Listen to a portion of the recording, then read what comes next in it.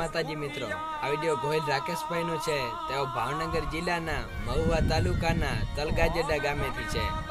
મિત્રો, બળદોનો વિડીયો છે. ખૂબ જ સુંદર બળદોની જોડી છે. તો તમે વિડીયોમાં જોઈ જ શકો છો.